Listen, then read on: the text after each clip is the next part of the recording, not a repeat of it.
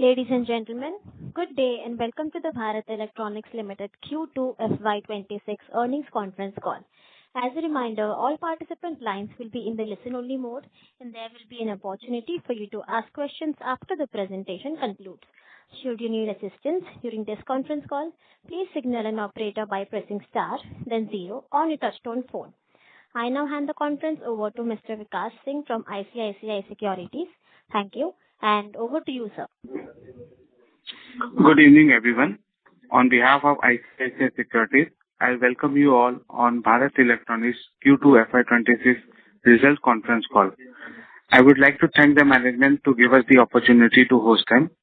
From the management side, we have with us Mr. Manoj Jain, Chairman and Managing Director, Mr. Damodar Bharat, Director Finance and CFO, and his team. Without taking any much time, I hand it over to Manoj ji for his opening remark. Over to you, sir. Thank you. Good afternoon, everybody. So here is the financial highlight for H1, means up to Q2 for financial year 25-26. So this H1 we have achieved revenue from operation. We have increased it to rupees 10,180 crore as compared to rupees 8,782 crore up to Q2 of last year, with a growth of 15.92%. Profit before tax, that has increased to rupees 3,023 crore up to Q2 of this year, as compared to comparable period of last year, rupees 2,488 crore, with a growth of 21.51%. Profit after tax, that has increased to rupees 2,255 crore up to Q2, as compared to rupees 1,867 crore up to Q2 last year, with a growth of 20.77%. EBITDA has increased to 30.15% as compared to 27.26% up to Q2 last year. Earning per share, that is increased to rupees 3.09 up to Q2 of 25-26, as compared to rupees 2.55 up to Q2 of last year. The order book position as on 1st October 25 is rupees 74,453 crore, and as on today it has become rupees 75,600 crore. Orders acquired till 1st October 25 in this financial year is rupees 12,539 crore, and till today it is rupees 14,750 crore. So overall, across all financial parameters, we have registered good growth, and company is having plans to sustain whatsoever guidance we had given at the year beginning. That is a brief financial highlights of H1 25-26.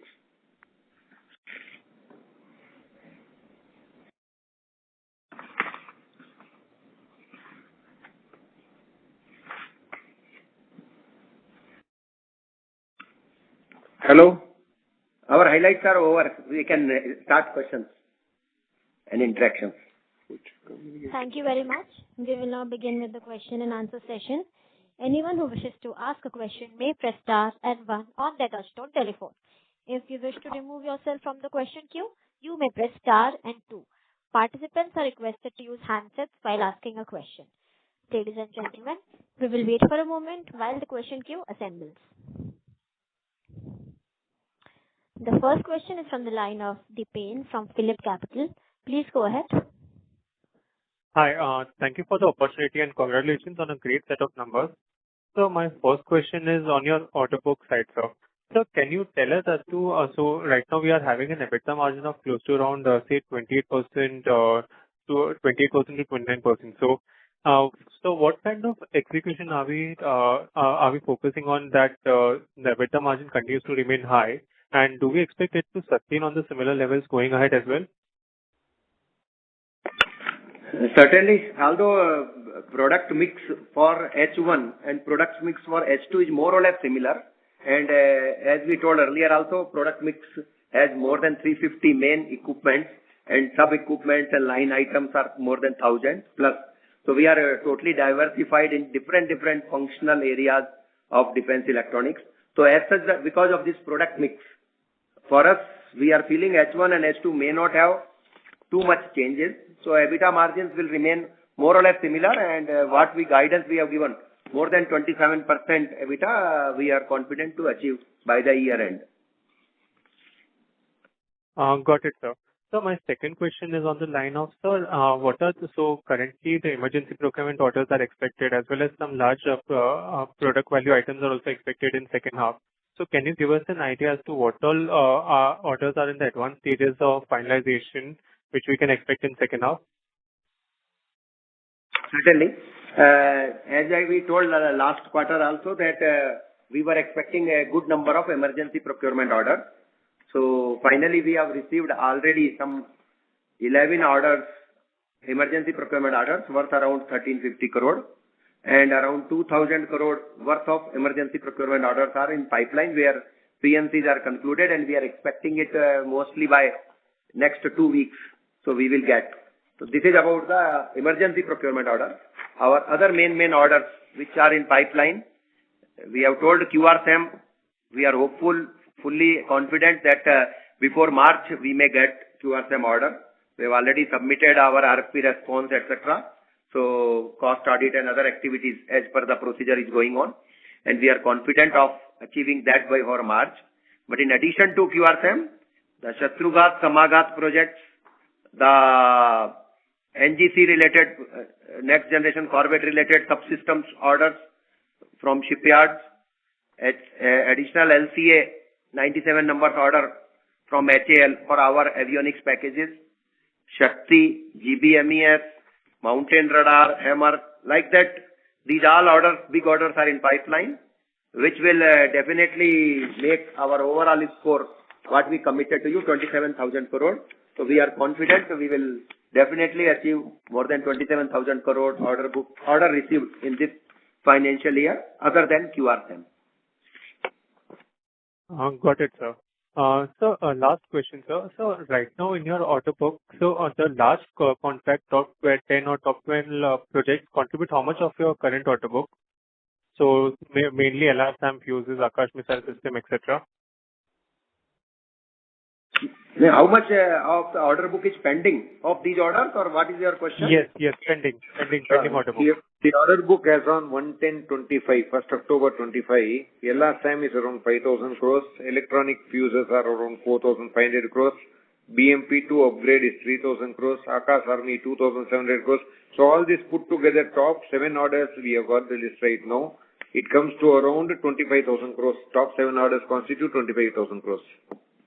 Of the 1st October order, around 74,000. Got it, sir. Sir, thank you so much for answering my questions, and all the best for second half. Okay, thank you. Thank you. The next question is from the line of Amit Dixit from GS. Please go ahead. Yeah, good evening, everyone, and thanks for the opportunity. Congratulations for a good set of numbers. Couple of questions from my side. The first one is on Project Kusha or Sudarshan Chakra. Where we are on the project, actually, where is the development going, and when can we expect, some kind of order from this particular project? Mr. Dixit, can you please be a little louder? Yeah. So I could read, no issue. So voice was sufficient to reach our ears. So I will just briefly tell you. The Project Kusha is a DRDO program, as told earlier also to you, and we are the development partner for DRDO for major subsystems of Kusha program, mainly related to radar and control. So these radar and control system, there are some 3 type of radars and 2 type of control and communication centers, then launcher, support vehicles, etc. So these radar related prototype development we are doing right now jointly with LRD, who is the DRDO partner from radar point of view. Overall program is handled by DRDL. So with the DRDL, we are discussing control center and communication system related modules. So these 5 major modules of this program are under the prototype development stage right now. Then it will be followed by system integration, and then only trials, integrated trials will be planned by DRDO, where BEL will give good support to them. So I feel these all trials, etc., after the prototype development, which will take, prototype development itself will take another 1 more year for us. and then integration, testing, trials, and then afterwards it goes into the so-called production phase, I should say. So we are expecting order by December 2029, the first production order for us. Because right now it is that way is a prototype developmental order which we have received. So from prototype development order to the real big production order worth hopefully more than QRSAM order we are expecting. But that we are expecting by December 29 time frames. That's very helpful, sir. The second question is on the actually the recent AON that was issued of around 79,000 crores. So there were various, platforms, etc. over there, as well as some electronic systems. So just wanted to get an idea that what could be the approximate share for BL in that 79,000 crores? Because it is at AON stage itself only, it has not become RFPs. And RFPs also are going, some of the RFPs we will receive directly, like GBMES project RFP, we are receiving directly, we are going to receive. But other RFP will be received by other system integrator, and we will get electronic share of that. So as such, we cannot give you quantified figure, but out of this AON, 3 to 4 main leads or main products of BEL will be there in that. So we can expect of the order of 10,000 crore worth of items we may get orders, but their order may not come directly from user. It may come from system integrator also. So of the order of this tune, I hope we will get 1 or 2 only will be direct orders, but remaining will be indirect orders to us. Okay, sir. That's very helpful. Thank you so much and all the best. Thank you. I request each participant to ask 2 questions only, as there are many participants left in the queue. The next question is from the line of Umesh Raut from Nomura. Please go ahead. Hello, sir. Good evening. Congratulations for a very good set of numbers. So my first question is pertaining to order inflow guidance of 27,000 crore excluding QRSM for FY26. So in that order inflow guidance, are we assuming any orders from next generation Corvette or from avionics packages related to recent ordering for light combat aircraft? Certainly, yes. As I told, in this NGC partial orders, because overall NGC has so many BEL components, but some of the components orders we are expecting around 4,500 crore worth of orders this financial year we are expecting from NGC overall program, and remaining orders may be worth around 8 to 10,000 crore worth we may get in the next year only, because configuration and other finalizations are going on for that. The nitty-gritty is being worked out for those subsystems still. So, and LCA, so we are expecting in another 1.5 months, hopefully we will get from HAL this order for avionics package for all the items for this 97 aircraft order. That may be around 2,500 crore plus minus something. Understood, sir. Sir, my second question is on AMCA program. Now that you have a collaboration with L&T in terms of participating in RFI, so essentially I just want to understand how your scope would be different than the program like LCA or say helicopter programs. What kind of supply you does right now to HNL? So how the scope would be kind of different in case of AMCA? Can we assume relatively far higher share in terms of addressable market if you get AMCA contract in terms of say development program? Yeah, certainly that is our calculated strategic move from only supplying electronics for helicopters or LCA type of program. Can we go higher level integration or higher level value addition in airborne platforms?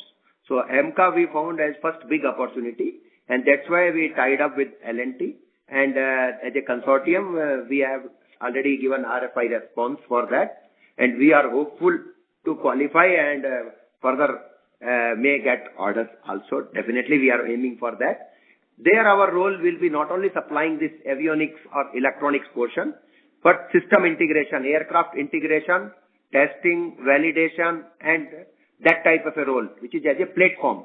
Aircraft as a platform. that role we wanted to increase our role in that type of a program. So for MCA or UAV type of programs, we wanted to have our value addition increase from our traditional electronic modules to systems level contribution. Understood. And what if in a scenario, suppose other consortium gets that contract, do you think you can supply avionics packages or other packages to those consortiums in AMCA program? Definitely yes, because this program is driven by DRDO. EDA is the lead agency for that. And because for last 20 plus or 30 plus years of association with them at R&D level, we are developing many modules or many subsystems related to electronics for EDA. So these subsystems will be taken by all consortium. Whosoever wins this program, these modules order has to come through BEL only, because we have proven capability for that, and we have already developed or developing these prototypes jointly with EDA and ADE. So these modules share anyway will be there with us.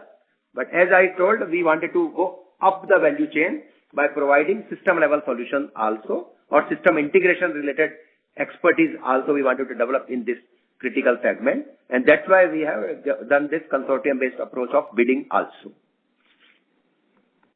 Understood, sir. Thank you so much and all the very best. I'll join back the queue. Thank you.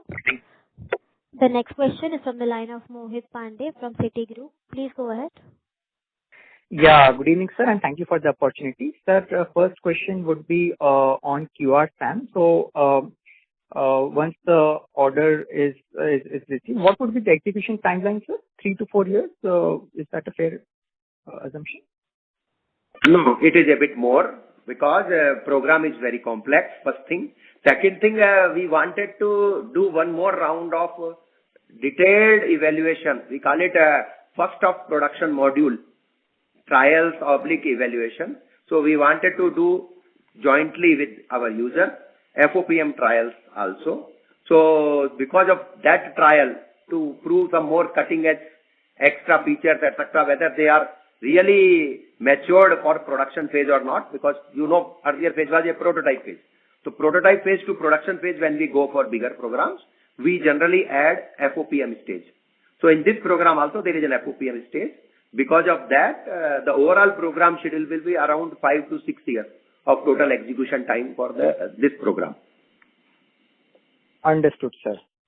Okay, so the second question was on the DAC approval. So apart from the 79,000 crore, there were other two approvals as well this year. So other two set of approvals. So possible to share what could be the size where BEL could be in play for from the other two as well, that total to around, I think, 1.4 lakh crore, 1,40,000 crores. Definitely in that, the biggest program was QRSAM only, of course. But other than QRSAM, Shatrughat, Samaghat, and so many other projects were there which were included in that. And so many other naval ship programs where the shipbuilders will backend give orders to us. So overall, out of all the three, if we include QRSAM also, it is definitely more than 50,000 crore worth of orders we are expecting for BEL. Understood, sir.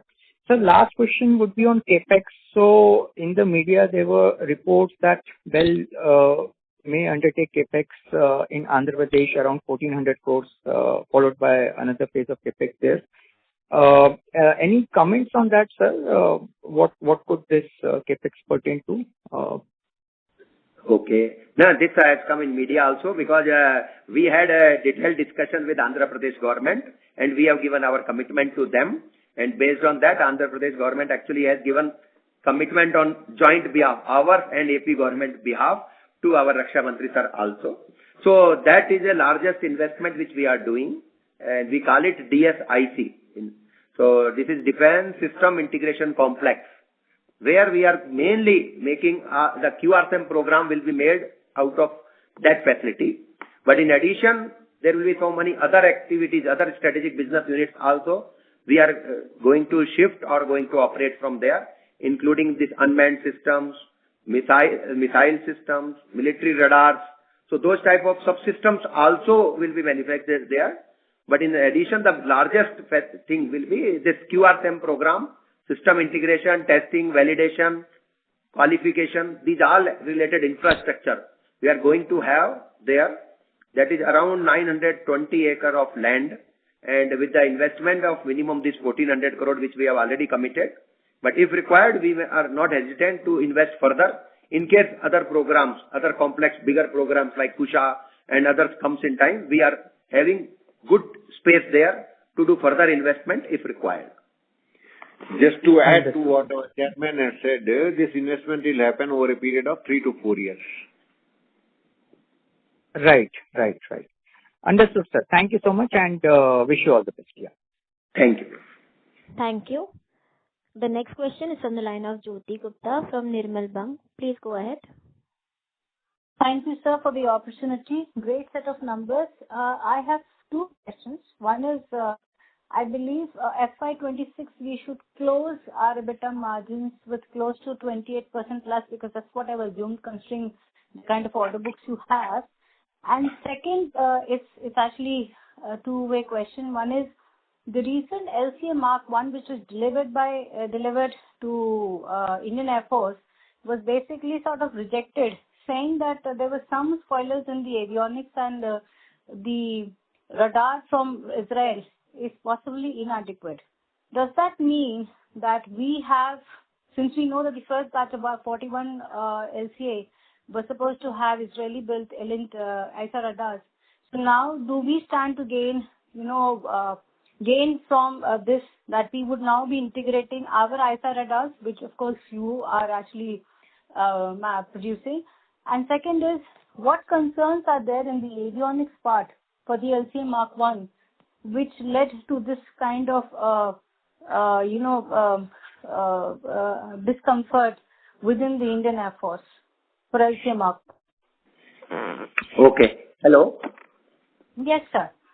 Voice is clear. Okay. So EBITDA, as we are told at the year beginning, we will definitely be around or more than 27%, and we are continuously working for that by doing different type of cost optimization, indigenization. As last time also we told, we have continuously this type of activities for cost reduction, indigenization, and improving our operational efficiency. So with that, we are confident we will definitely have more than 27%. Now, coming about LCA Mark 1A. So LCA Mark 1A, as you know, program is steered by HAL, not by BEL. But BEL is very good strategic partner for HAL. And in this, all the major avionics, all the basic avionics related electronics, which is typically designed by ADA, ADE and other DRDO labs. And of course, BEL also was part of design. And now BEL is the production agency for that. So these items we are supplying for LCA, and we don't have any concern on these avionics parts, because these avionics parts, full design information is available with BEL. Of course, software is jointly held by BEL and DRDO, but hardware and hardware obsolescence and everything is again spearheaded by BEL and well supported by DRDO. So there is no concern about avionics. As you have indirectly or directly hinted, sensors. The radar and EW sensors, when the program started, they were of foreign origin, but that was at that time indigenous space grade, airborne grade sensors of this variety was not available. That's why it was a joint call of DRDO and HAL to take that. And BEL was mainly in the reviewing portion, if at all. BEL was not in driving portion to select these. BEL is always in the developmental level support only, not the decision maker, because the decision maker is typically the designer, original designer is DRDO, ADA, and a production agency, which is HAL. So these two only I have taken. So that's why the question actually pertains to them, what it is. But as you have told, and as a electronics professional, we also know in general that, yeah, there were some issues, and still our indigenous radar and sensors are going through final stage of trials and evaluations. And that's why at right time, a call will be taken by HAL management to replace this foreign source of sensor with the indigenous one.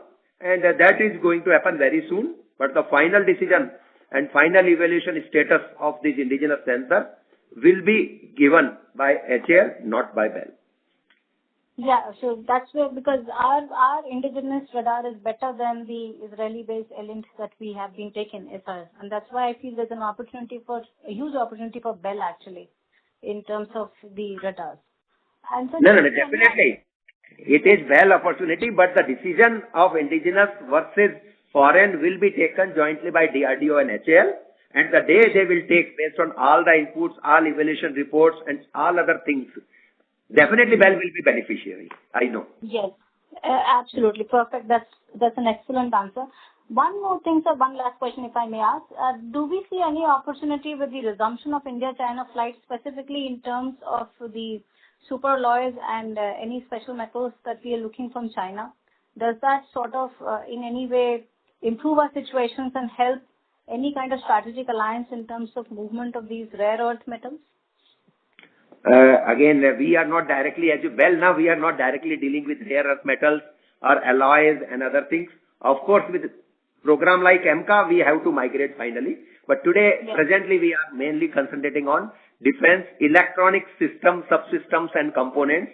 And this particular thing is more applicable to HAL and Midani as on today. But definitely, as time progresses, as we move closer to the total overall value addition of different subsystems for MCA or other programs, definitely we also will be concerned about that, and on that day I can appropriately answer your question. Today, please, this question is reserved to Midani or HAL. Okay. Thank you so much, sir. That was very helpful. Thank you. And all the best. Thank you. I request each participant to ask 2 questions. The next question is from the line of Atul Tiwari from JP Morgan. Please go ahead. Yes, sir. Thanks a lot. So my first question is on the potential for large order inflows beyond QRSAM. So once you get QRSAM, say by end of this year, the next one that we know of is Project Kusha, possibly by December 29. So between these 2 large orders, are there any other large orders of similar size that can potentially come through? Definitely not 30 or 40,000 crore single order. As we told last time also, this 30-40,000 type of big order comes once in 4-5 years only, because it requires that much effort to make that type of a large systems. But of course, 2,000 to 5,000 crore worth of various products or various orders are in pipeline for us for next 2 to 3 years. So those will keep on coming, but a big large program like Kusha or QRSAM, that type of a program as of now is not there in our roadmap. And without that big program also, definitely we are going to have every year 35,000 crore worth of products or new orders, where individual order may be of the order of, you can assume roughly 5,000 crore as individual orders. Okay, so great. And then my second question is on your, interest in AMCA. So would it possible to share some kind of color on, what is expected from the winner here? So in terms of the capex that you will have to do to create these facilities, the kind of technology risk that you are taking. So any color, on that? I mean, how much you will have to spend to build these facilities? Because obviously, as of now, you don't have anything as far as system integration for, fighter aircraft is concerned.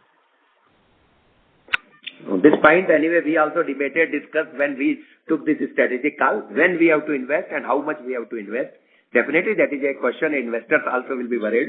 But let me tell you, the AMCA program for the next few years, 6 to 8 years, is mainly still realizing 5 prototypes with the total support and handholding and driving by ADA. So it is ADA and this consortium partner jointly will do, and they will use all the infrastructure which is created by ADA for this purpose. So as such, for next few years, 5 to 8 years, we are not expecting big capex investment. But of course, for some module testing or some jigs related infrastructure, which is definitely much less than the final capex infrastructure, maybe maximum 100 to 200 crore, is what we may have to do investments for jigs, etc. in the next 5 to 8 years, but no big capex is planned as per the project plan, which is shared by ADA as part of the RFI. Although more clarity will come when they will evaluate all of us and then issue RFP. So RFP will further quantify this aspect. But as per RFI, which we have received and we have analyzed all of us, the capex is not expected. Large capex is not expected for completion of this first phase, which is this 5 aircraft realization prototype phase. And so just to follow up on that, when will the final winner be known, and when is the first prototype expected to be rolled out? No, that prototype already has been made in different forms and shapes by ADA. One is for like the RCS testing, one for some other purposes, etc. They have made. But the first real prototype based on all electronics and other subsystems as part of this program, ADA is, I think, planning in another 1.5 years timeline, first prototype, and then improvisation of that, then second, then third, then fourth, then fifth. So total 5 prototypes will come out. Final timelines are actually decided by ADA, but macro level we know that. And that's why this evaluation, right now this RFI evaluation, I believe committees are constituted and they are evaluating the proposals submitted by all of us. And they have to decide when they will finish this activity. We are only hoping that another 3 months to 4 months, by March, February, March, we may expect this qualification of the RFI phase will be over. But these all are our expectations. Exact figures either ADA can tell or that committee can tell. And we are not party to that committee or not ADA. Great. Thanks a lot for your answer. Thanks. Okay. Thank you. The next question is from the line of Sumit Kishore from Axis Capital. Please go ahead. Good evening. My comments on the strong performance of Bharat Electronics so far this fiscal. My first question is in relation to the execution cycle of the order backlog, which seems to have contracted. So your order backlog broadly has been, has not grown over the past 18 months. Your revenue growth has persisted at mid-teen levels. This quarter was even better. So how has the nature of the contracting backlog really changed, or is it really better execution that you are doing, or what has led to sort of a compression of the execution? So that's the first question. The thing is, we have evaluated all the existing contracts which we have. At the year start itself, we sit together and then chalk out our plans, how we can materialize within the PDC of that. Because these orders have a staggered delivery. So each order is not for 1 year. Some orders are 3 year, 4 year. In that, for this year, what is our commitment as per the contract? And we have done total planning that like whatsoever was to be supplied this March 26, we have already put in our roadmap. Execution plans are in place. We are reviewing it periodically, and we are confident that we will achieve, may not 100, but we are aiming for 100, but we will between 90 to 100% delivery on time we are expecting right now. And over a period of time, we finally want to make it really 100. But as you know, electronics market, there are associated challenges related to obsolescence, related to some other issues, related to component availability especially. So because of that, some minor variation or minor surprises keeps happening for us. But that should not affect maximum 5 to 10% of our deliveries. So 5 to 10% deliveries may overspill by few months. But as such, we have planned right now all 100% of our committed timelines out of this execution orders we are going to achieve. Okay. And you mentioned in an earlier reply that the product mix will be as favorable as it has been in H1 and H2. I mean, aside from QRSAM coming into your books, does the product mix really change in the next financial year? And how should we be thinking about, QRSAM revenue and margin booking profile as it gets executed over the next 5-6 years? Firstly, for next year, I don't see any product mix change per se, because QRSAM next year we will only make the prototype. This prototype is again a sellable prototype, I should say. That's why it is called the first of production model. So I should not say prototype, it is a first of production model. And that first of production model will take minimum 12 months to 18 months time to realize, because it is a very, very complex system. So next year, we are not expecting any turnover or business from the QRSAM program. Next year only we may be able to sell it in case we successfully complete all the FOPM trials, etc. Over a period of time, QRSAM per se is also similar to our existing product mix only. We are not having a big difference between QRSAM and other programs. So our overall product mix may not change that much, because right now also we are supplying so many type of radars, so many type of missile system like Akash, Akash Prime, Akash Export. So QRSAM will be one more feather in our cap only.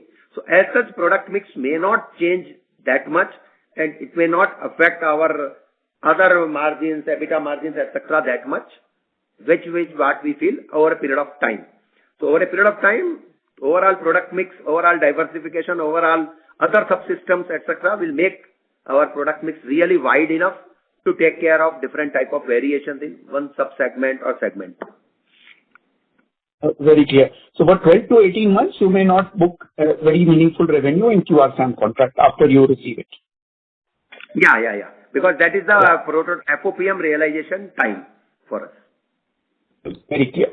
Just one final clarification. The first half of the fiscal, how is your working capital and receivable days? I request you to rejoin the queue follow-up, as there are many participants left in the queue. Sure. Thank you. Thank you. The next question is from the line of Amit Anwani from PL Capital. Please go ahead. Thank you, sir. Thanks for the opportunity. My first question is on the 8th Pay Commission, where the terms of reference has been, approved by the government. And just wanted to understand what is your assessment with respect to the quantum increase which you guys are expecting as and when this is implemented? And will it be higher, lower than the last pay commission? Any assessment on the 8th Pay Commission, and which financial year we will start providing or seeing the impact of this? Let me again clarify. Last time also, I think somebody else asked the question. 8th Pay Commission is not for public sectors. So it is not for us. It is for central government employees. And for us, there will be, we call it 4th PRC, because last time 3rd PRC was there. That committee recommendation will be applicable from 1/1/2027. And that PRC, again, government has not yet constituted that committee. Government will constitute a separate committee for PRC, 4th PRC, and that will give the general guidelines for public sector employees. And after they study, and there will be a lot of flexibility for individual PSU to adapt, because we are a business entity based on our business scenario, based on our past record, based on our profitability, based on our future growth. They are giving us a lot of flexibility to decide within the general framework. So our framework will be quite different from 8th Pay Commission framework. And as you have told 8th Pay Commission, what expectations are there, I feel a central government employee can better guess that than we public sector employees. Right, sir. But sir, any quantum based on your framework, how much increase can happen? That is a wild guess, and I think as PSU employees, we should not answer that, and we don't analyze that also. Because for us, the quantum, our reference is 1/1/27, and it is PRC. We have to only see based on 3rd PRC to 4th PRC what more we may get. There I can tell my wish is definitely what salaries we are getting on 1/1/27. Maybe 10 to 15% higher salaries we are expecting minimum from that. As far as your question on financial flows are concerned, 26-27 will be only 3 months effect from January to March, because it will be from January. From 27-28, yes, effect of pay revision will be there. But the volume growth and quantum increase in turnover will take care of all these increases what are expected to happen. Sure. Sir, on QRSAM, which you highlighted that it will take 18 months, and I understand that I think the 3 regimes and each regiment has some 72 missiles and launchers. So how the the production stage will be there after 18-24 months? Will it be like one regiment each 1.5, 2 years? Some understanding on that. And what is the direct scope of work, since the missiles also, launch vehicles also, and we are integrators, I believe. So what percentages are direct scope of work in this 30,000? Yeah. So firstly, as you told, delivery schedules anyway are already quantified in the RFP which has come to us, and generally it is kept so-called strategically confidential.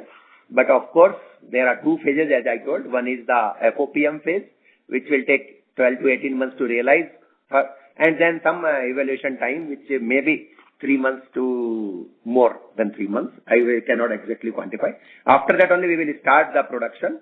But based on the risk and business risk and need, strategic need, we generally start production related activities for that phase also a bit ahead. So overall timelines will be around 5 to 6 years, as already told. And this will have parallel production for Army and Air Force. Because as you know, the order is more or less 50-50, we can say, across Army and Air Force in this program. So production also will be parallel for both of them, so that we can start equipping Army and Air Force parallelly. That is our plan. And as you have told, yes, we are the main system integrator for this, and BDL is our main strategic partner for missiles. But other than BDL, there are 3-4 major stakeholders for us.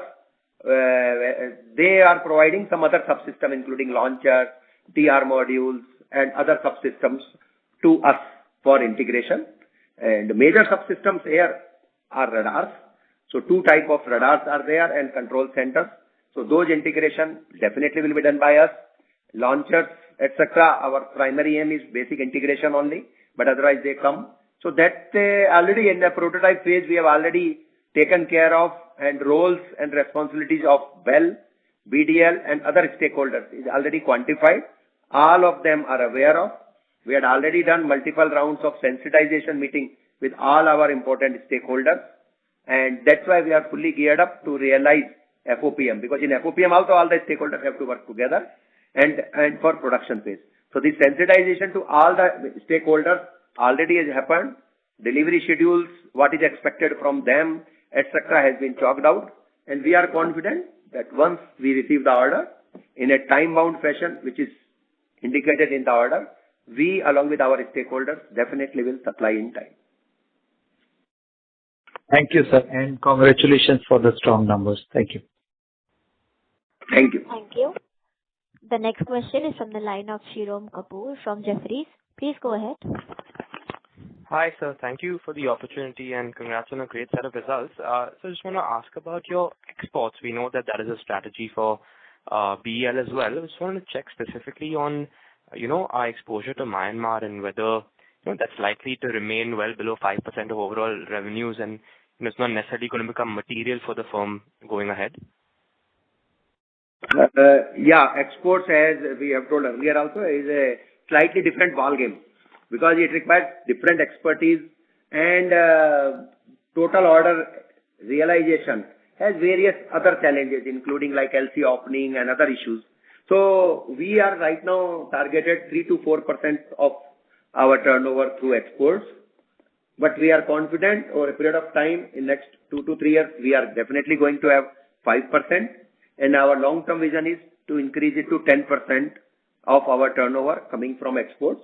Various activities are planned to increase our export portion from our overall turnover, and we are confident with those activities and those initiatives which we have taken and we are going to take. We are confident that we will be in the right path to increase percentage of our export turnover year on year, and finally touch 10%. Today we have a very good healthy order book also, around $326 million US million order book is there with us, and we have very good leads also. So we are confident that whatsoever path we have laid down for our continuous year on year export growth, we are on the right trajectory, and definitely we will keep giving you better and better results on the export fronts also. Got it, sir. And just, strategically, when we do get to this, aiming for this 10% number, will, a significant portion of that, overall revenue 5%, could there be that kind of exposure to Myanmar as well? Just wanted to get a sense of that. No, the thing is, for us, each and every country which is of strategic interest to us and who wants to take products from us based on the maturity of our products, we give equal priority to each and every such lead. Myanmar was also such lead where we have supplied earlier some equipments, and even now also some discussions and other things are going on. But each and every country is important to us. It is nothing specific to one or second country for us. Each and every export lead, we take it very seriously. We go, present, discuss, quantify, and then see that our products goes and supports them for their initiatives.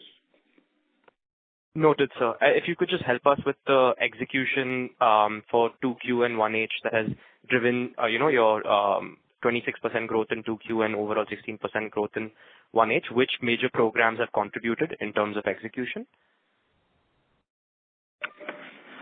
For this one, major are executed till now. Okay. So this total up to Q2, major 6-7 programs contributed. So one of them topmost always in last few years is LRSAM program of Navy. Second was Himshakti. Third was our battle surveillance system for Army. Fourth was Akash Army. Fifth was LCA Mark 1A LRUs, the avionics related modules. Sixth was a Lynx U2 fire control system. And seventh was Shakti EW system. So these 7 systems were the major orders which we have executed, which was worth around 4,000 crore roughly. Got it, sir. Thank you so much and all the best. Thank you. The next question is from the line of Harshit Patel from Equirus Securities. Please go ahead. Thank you very much for the opportunity, sir. So firstly, could you give us an update on the Archer UAV program? Mr. Patel, can you please be a little louder? We can't hear you properly. Hello, is this audible? Hello? Yeah, you can continue. Sure. Actually, voice is clearer to us to some extent more than the coordinator. So, but you continue. We are able to listen reasonable. Please continue, sir. Could you give us an update on the Archer UAV program and our role in that? What is the status of the program, various vendors, and the final system integrator, project size, timelines, etc.? I am asking because recently L&T has partnered with General Atomics to participate in the 87 main UAV program worth almost 30,000 crores. So will these two be the competing programs or how it will play out? Okay. As you may be knowing, Archer program is driven by ADE and we are the nominated development cum production partner for them. And with that status and with that support, we have realized prototypes of Archer. And I think first successful trial of Archer UAV was conducted a few days back only, where it met all the parameters. And now we are in the process of refining it and seeing the market for it. Because firstly the prototype development has to be done and then only you can market. So now prototype development phase more or less is over. Formally it will be declared by ADE because we are only DCPP partner for them. But because we are DCP partner, we know this much is the development done. A very good progress has already been done on Archer UAV program. But as you may be knowing, Archer is not this male variety. The male variety, what you have hinted about L&T and GA association, that is slightly different type of a program. Archer is much smaller and lower capacity UAV. So Archer will not compete with this program. But of course, there is one more program mostly announced by ADE is Archer NG. So Archer NG as a program, definitely we would like to have a good share in that program. We may lead also that program. We don't know as of now. But that program is more or less competing with this male UAV program. As for public information available with us from the AD. But that question again you have to ask from DRDO or AD, what is Archer and what is Archer NG program. Based on our association, we are just sharing this input, and that program definitely will compete with this LNTGA association, or there are so many competing products for this male UAV, for which I think RFP also is issued now, are going to issue actually. They have indicated RFP will be issued mostly on next week, and in that RFP, we are also going to bid. That much is only I can tell you, but for that we have to do so much of strategic alignment, seeing, analyzing what is our strength, what is our other consortium partner strength, whether we should go for consortium or not. Those all things you will come to know maybe another 3 months timeline. And but I can assure you, definitely once we have decided that we are entering into this MCA or male UAV program in a big way, definitely we will put all our efforts to see that we provide a right solution for this program also. That's good, sir. Sir, secondly, can you very broadly bifurcate your current order book of approximately 74,000 crores among land-based systems, naval systems, and airborne systems? Also, if you can give a sense on competition in each of these three domains, where the competitive landscape is intensifying, where are the areas where we can further garner some more market share? Also, areas where the indigenization is lagging vis-a-vis the other areas. This flavor will be very helpful. Let me tell you, we are more or less equally distributed across Army, Navy, and Air Force, whether it is our product segment, whether it is our order book. So more or less, we are equally spread across all the three segments, and we treat all the three segments more or less with similar eyes, because basic defense electronics components, systems, subsystems are more or less similar expertise. Although evaluations or selection, certification criteria are different for all the three, and that way only, like indigenization is core also, on land system is fastest, naval system is second, and then airborne system it takes a bit more time to indigenize. So that is there. So each segment has its own small challenges, etc. But overall, for us, all the three segments, we are equally geared up. We have different SBUs focusing on these segments. Like our naval related segments, there are 5-6 SBUs. We are specialized for handling naval customers. Same is for our Army customers. Some of the SBUs are specialized for that. And for airborne also, we have 2-3 specific SBUs. We are more focused on Air Force as a customer. So as such, we give almost equal priority to all the three very important customers for us.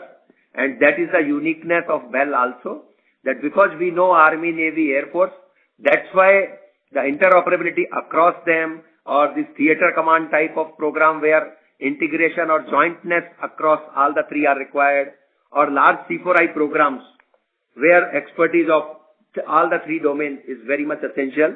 We are definitely a natural leader for that segment, and that way only we had decided, maybe 20-30 years back only, that we should give equal opportunity, equal strengths and equal resources for all the three segments, because each segment is unique, but each segment has many commonalities as we see from our side.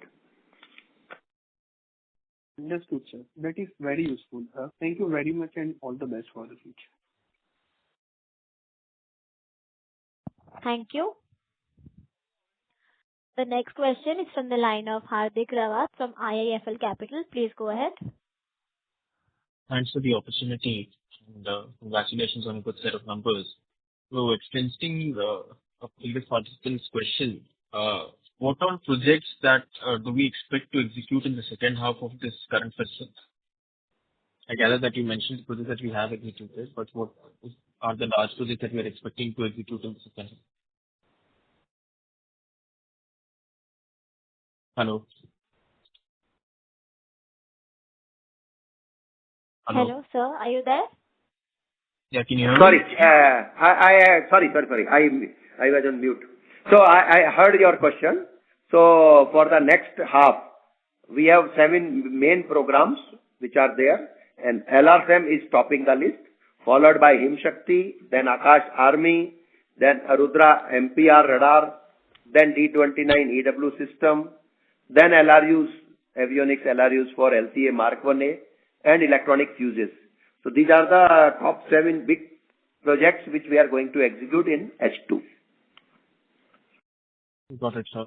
And sir, historically, for the naval platforms that have, gotten ordered, our typically our share has been around, in terms of the electronic subsystems that go into it, anywhere around 20-25% of the overall cost.